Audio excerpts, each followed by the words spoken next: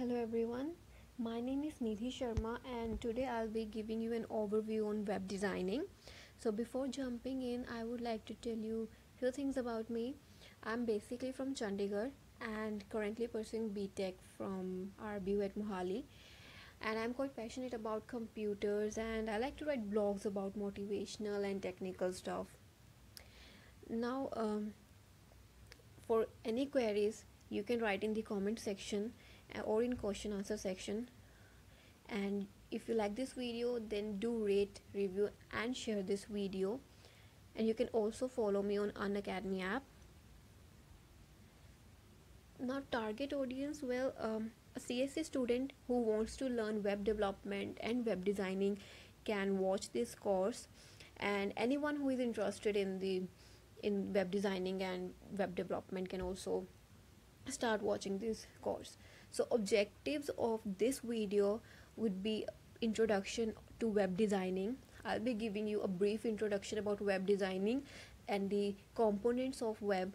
Next would be the principles of a good website design, okay, because an attractive website is always high in demand.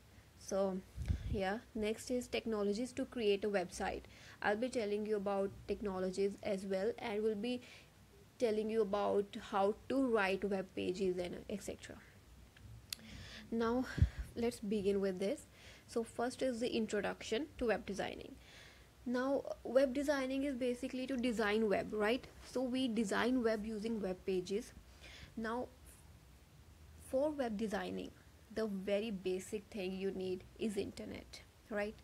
Now I know a lot of people already know what is internet. You use internet on daily basis, but I would like to start from scratch, right? So internet is basically information highway, right? It is network of networks. And what is a network? A network is the cluster of connected electronic devices, or you can say nodes. Now cluster of nodes is also known as a network, right? So what it does, it basically moves our ideas and information through cyberspace.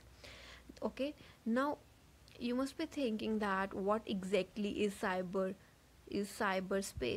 right? So cyberspace is the space of electronic movement of ideas and information. Now, no one owns the internet. Yes, it has no owner, which means that no organization is formally managing internet. Initially, internet was developed by defense. They made this interconnection of devices to share their secret information. But later on it grew and now each entity is connected to internet. Right? Now in order to assess it, like if you want to assess internet, we all need few protocols, right? So what are those protocols? You can use like TCP/IP protocol is there, that is transmission control protocol or internet protocol, and a lot of protocols are there. We'll be talking about that as well. Uses of internet, I think everyone knows what is the use of internet. Like you surf the web, you send emails, receive files between computers, send them, you can participate in discussions, anything. Like literally you can do everything and anything on internet, right? Now next is web components. Now the very first web component is client and server. Now if I'm using a website, right, then I'm the client, right? And what is server? Server is basically hosting or storing the website. Now whenever you design a website, okay, you create the structure of the website, you design the functions of the website, you define the server functions of that website, but that website is stored on the server, right? And these servers, like you can ask for to your internet service provider, right? So they'll be giving you a space for your website. Now clients are basically the ones that access the website, and servers are the one that host and stores the website. Now next is internet service provider. Well, services through which we can access internet, right? These are ISPs like BSNL, Airtel, etc. All these are ISPs, and Next is website hosting services. Now, website hosting services are the ones that provide you space to place your content, web pages, and etc. It basically allows us uh, to share our content or store it, right? So for a few examples of this is GoDaddy.com. Okay, they also provide you the space to place your content. And registrars, see, whenever you create a website, you select a particular name for your website, right? So that name, like that domain name, that is your domain name, and that domain name needs to be registered with the registrars, right? And every site should have a unique name. Few examples of registrars are also like GoDaddy.com, uh, Netshin.com, etc., right? And basically organizations work as registrars. So registrars are nothing but organizations that provide you all the space and all. Now, domain name, URL, and IP addresses. URL is known as Uniform Resource Locator. Like if in this you can see example. Here I have taken the very most common example. HTTPS www.google.co.in. So HTTPS is the protocol basically. Okay, it is the protocol that we follow. Like HTTP stands for Hypertext Transfer Protocol, and S here means like this. Here S means secure. Okay, it means secure. So this is your protocol, and www is your domain name. Okay, like I mean www.google, this is entire thing is your domain name. And .co.in, basically this, you see this in here, this in basically means India.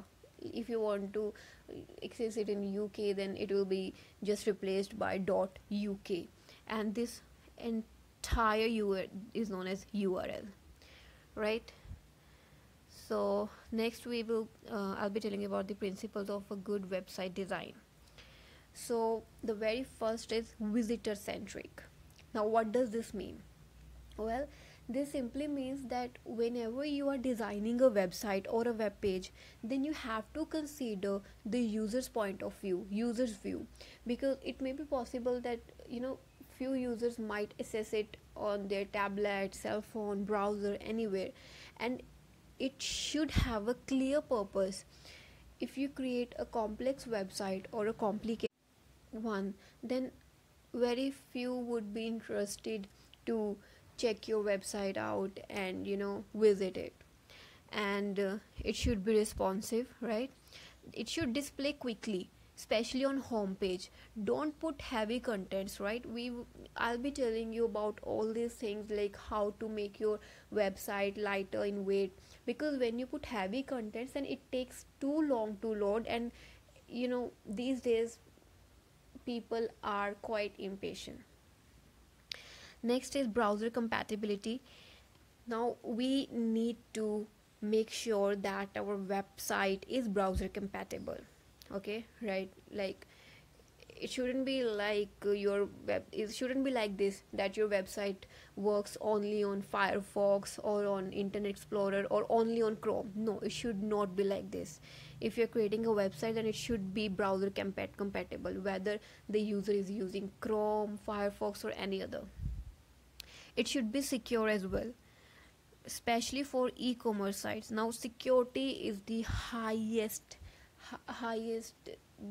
like in demand. It is the high in demand, because if you put anything online, then the major issue is its security.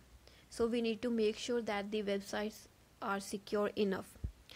Next is that the design should be attractive, right? It should be easy to read as well, and there should be no technical issues, like no broken links should be there, right? For example, every should have a link to other pages. Like if I have created one home, like let's say I have created a website where there is a link or there's a button named as contact us. So and I have managed to adjust it, like if someone clicks on that button, then a new page loads. Okay, a new page starts. So I have to make sure that the person has complete complete liberty to go back to the home page. If it is not, if the link to the home page is not there, then it means you have created a broken link, and it is not good. Okay, yeah, and it should not be biased. Make sure that your website is not biased at all. Now next, technologies. Now in this was about the basics of web designing. Okay, like whenever you are going to create a website, make sure that you choose a domain name that is unique, and you register your domain name with the registrars. Then you have to choose a hosting service and tell your registrar the IP address. Then you have to create the web content, store it onto the web hosting services, and then submit new site to search engine. Now in next videos I'll be telling you how to um, use these technologies. Like we'll be using Notepad or any other software for creating web pages. I'll be telling you about how to do web design using HTML, cascading style sheets, and JavaScript.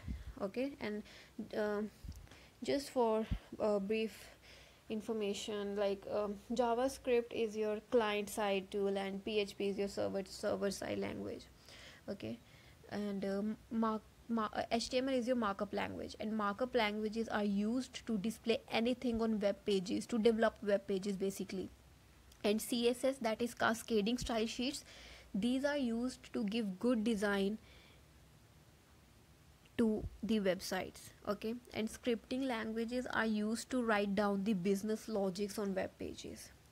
Okay, yeah, so this is all about this video. If you like this video, then make sure to rate, review, and share this video. I'll be posting the another video tomorrow, and I'll be telling you about HTML in that video. If the video uh, covers the most of the part of the HTML, then I'll make sure to add CSS as well into that video only. Right? Okay, thank you.